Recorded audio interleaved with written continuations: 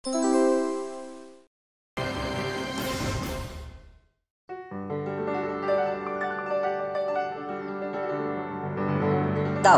দাও মা, শুকনো কিছু চিড়েমুড়ে বেঁধে দাও। পথে কোথাও যদি খাবার দাবার তেমন না জোটে তবে এসব দিয়েই চালিয়ে দেবো। সেসব তোকে বলতে হবে না, আমি সব সব গুছিয়ে দিয়েছি। তবে তোর ওই ইতিহাস খোঁজার নেশার চক্করে দেখিস নাওয়া খাওয়া আবার ভুলে যাস না। ছোটবেলা থেকে তো তোমার মুখে ওই রাজা রাজাদের কাহিনী শুনে বড় হয়েছে, তাই তো এখন তাদের ইতিহাস আমাকে টানে। আর বাবা, তুমি তো আমাকে পুরোনো দিনের ভাষা পুঁথিপত্র এসব পড়তে শিখিয়েছো। আর সেই জন্যই তো আমার খুব ইচ্ছে যে তুই পুরনো দিনের ইতিহাস খুঁজে বের কর। কপাল ভালো থাকলে আবার নবাব উজিরদের ধন সম্পত্তিও হাতে চলে আসতে পারে। সে যখন যা আসবে দেখা যাবে, এখন দিনে দিনে খানিক এগিয়ে যেতে হবে। এখনই হাঁটা শুরু করি।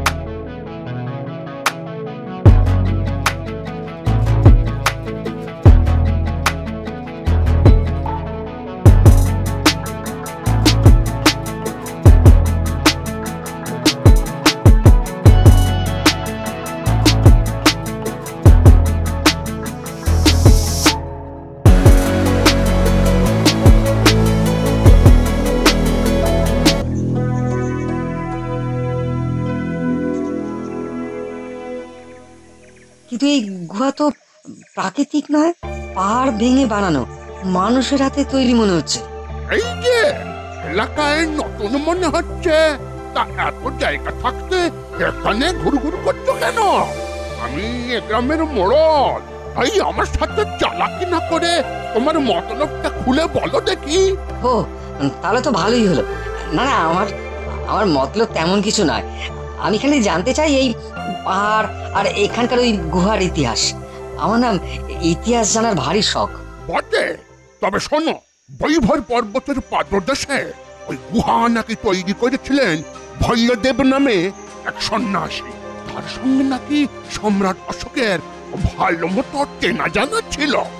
ওহো, এইবার মনে পড়েছে। হ্যাঁ হ্যাঁ হ্যাঁ, ওই ভৈরদেব আর ওই সম্রাটের গল্প তো আমার মা আমাকে বলেছে। তাই নাকি? তার মানে এটা সেই গুহা যেখানে নিজের ওই মন্ত্রী পরিষদদের হাত থেকে বিপুল ধনসম্পত্তি রক্ষা করতে সম্রাট ওই সাধুর পরামর্শে এই গুহারই কোনো এক গোপন স্থানে সেসব লুকিয়ে রাখেন। সব মিথ্যে গল্প। এখানে কোনো ধন সম্পত্তি নেই, তবে হ্যাঁ, গুহার ভেতরে জঙ্গলি জানোয়ারের বাস আছে। হ্যাঁ, তাই এখানে কেউ ঢোকে না।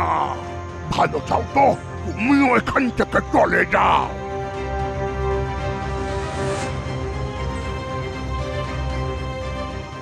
আজকে রাতটা গুহার কাছে একটা গাছের নিচে কাটিয়ে পরদিন না হয় আরো এগিয়ে যাব।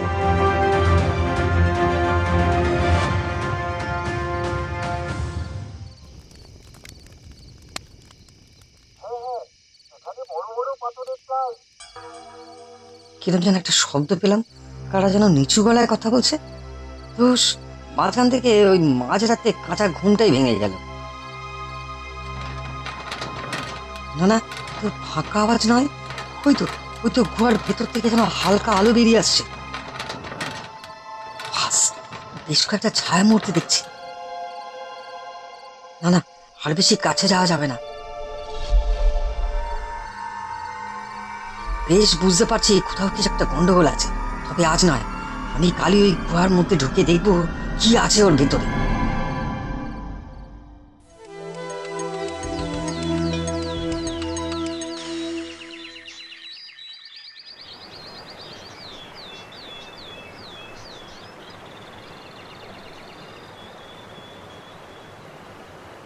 এই তো, এই ঝর্ণার জলে হাত মুখ ধুয়ে এবার মায়ের দেওয়া ওই গুড় চিড়ে ভিজিয়ে খেয়ে নি, তারপর নয় গুহার ভেতরে ঢুকে দেখবো।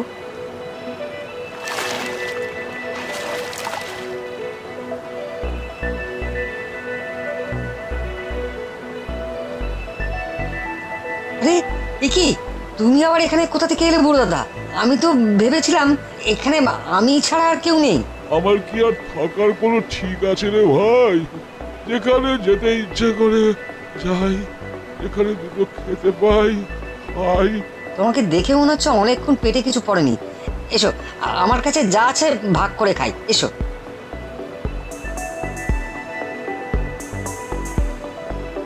তুমি বড় ভালো ছেলে, গুহার ভেতরে ঢুকবে বটে, তবে সাবধানে। সে কি, তুমি কি করে জানলে যে আমি গুহার ভেতরে ঢুকবো? আমি সব জানি। আমি তো এটাও জানি যে এই গুহার মধ্যে লুকোনো আছে ২৫০০ বছরের প্রাচীন সোনা, মণি মানিক বোঝাই সিন্ধু, সম্রাটের লুকিয়ে রাখা গুপ্তধন। তাই তো এখনো মাঝে মাঝেই কিছু লোভী লোক হানা দেয় গুহায়। তবে তো আমার অনুমান ঠিকই, ওই গুপ্তধনের সন্ধানে কাল রাতে জড়ো হয়েছিল কয়েকজন। না না না, আমাকে এই গুপ্তধনের রহস্য সমাধান করতেই হবে।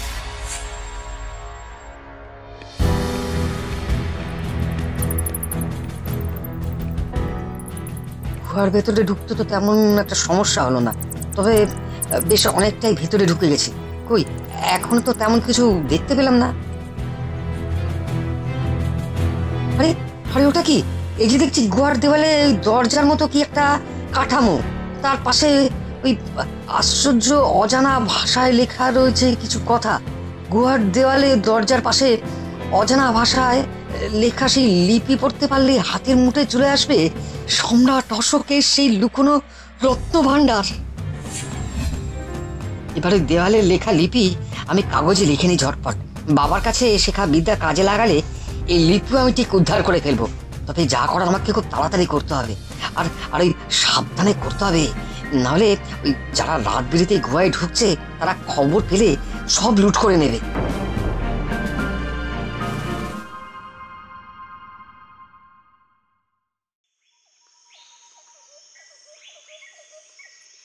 এই তো একটু একটু করে ঠিক বুঝতে পারছি।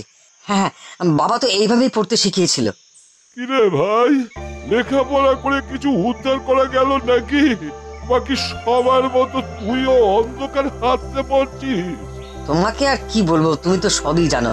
তবে ওই প্রাচীন লিপি পড়ে আমি যা বুঝেছি তাতে গুহার দরজা আমি ঠিক খুলে ফেলতে পারবো, কিন্তু এই রত্ন উদ্ধার যে আমার একার কমও নয় বলো দাদা। সঙ্গে বেশ কয়েকজন না হলে যে বড় মুশকিল। আমার লোক জানাজানি হলো সে আর এক কেলেঙ্কারি। ও, আমি যে এখন কি করি? সেসব দিয়ে তুই ভাবিস না।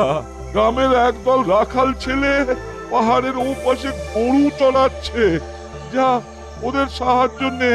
কিন্তু ওরা যদি আবার সব কাড়াকাড়ি শুরু করে? কোনো ভয় নেই, এই ছেলেদের কোনো লোভ নেই।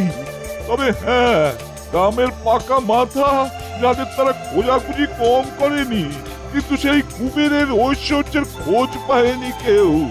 এমনকি ইংরেজ আমলেও অর্থের লোভে কম খোঁজাখুঁজি হয়নি সোন ভান্ডারে। তবে হাজার চেষ্টা করেও খোঁজ পাওয়া যায়নি সেই রত্ন ভান্ডারের। বলো কি গো? তবে আর কি, লিপি উদ্ধার করতে না পেরে শেষে অস্ত্রের আঘাতেই পথ করে নিতে চেয়েছিল ইংরেজরা। তবে কামান থেকেও ভাঙা যায়নি গুহার সেই রহস্যময় দরজা। গুহার গায়ে রহস্যময় ভাষায় আজও লেখা আছে সেই গুপ্তধনের পথ নির্দেশ। দেখি এবার তুই কেমন পারিস সেটা বের করতে। আমি শুধু ভাবছি বুড়ো এত কথা জানলো কি করে। তবে সে যাই হোক, এখন এই ছেলে কটাকে বুঝিয়ে সুঝিয়ে আনতে হবে।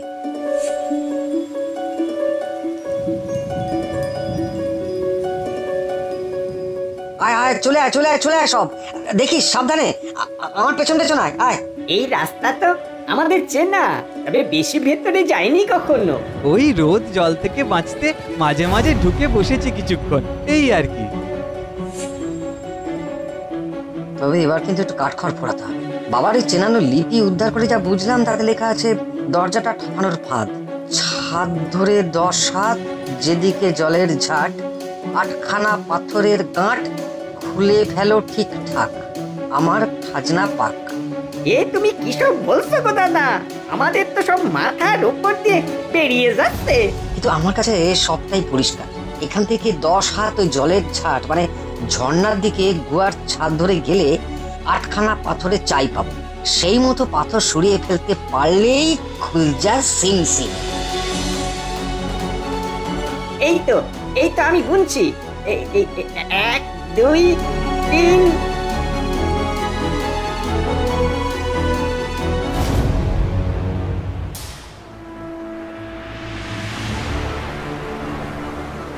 হ্যাঁ হ্যাঁ, এখানে বড় বড় পাথরের চাই, তবে এমন ভাবে চাপা পড়ে আছে বোঝা যাচ্ছে না ভালো। সরা সরা, ওগুলোকেই সরাতে হবে। হ্যাঁ হ্যাঁ, একটু জোরে হাত লাগাতে হবে। নাও নাও, সবাই মিলে হাত লাগাও।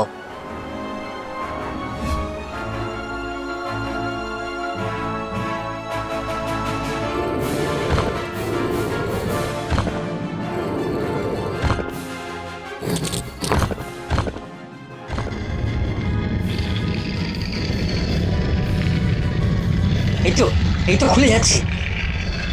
আরেকটা সুড়ঙ্গ সামনে, চলো চলো ভেতরে ঢুকি।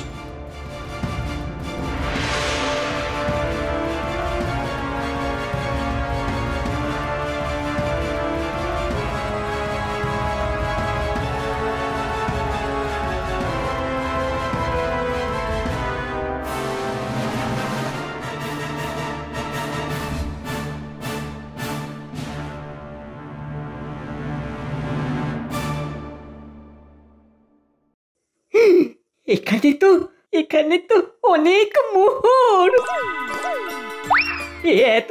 এত মোহর তো স্বপ্নেও দেখিনি কখনো, স্বপ্নেও দেখিনি। ওরে বাবা, কত মোহর। এসব আমাদের নয়, এসব মোহর এখন সরকারি, তাই সরকারি মোহর সরকারকেই ফিরিয়ে দেবো। তবে চিন্তা করো না, বিনিময়ে এই গ্রামের উন্নতি হবে আর তোমরা সবাই সরকারি ইনাম পাবে। আর তুমি কি পাবে? তোমার কিছু পাওয়ার ইচ্ছে নেই? না না না, আমার কিচ্ছু চাই না। আমি তো এবার আরো নতুন নতুন ইতিহাসের খোঁজে বেরিয়ে পড়বো। বাহ বাহ, দারুণ। চলো এগিয়ে চলো, এই তো চাই।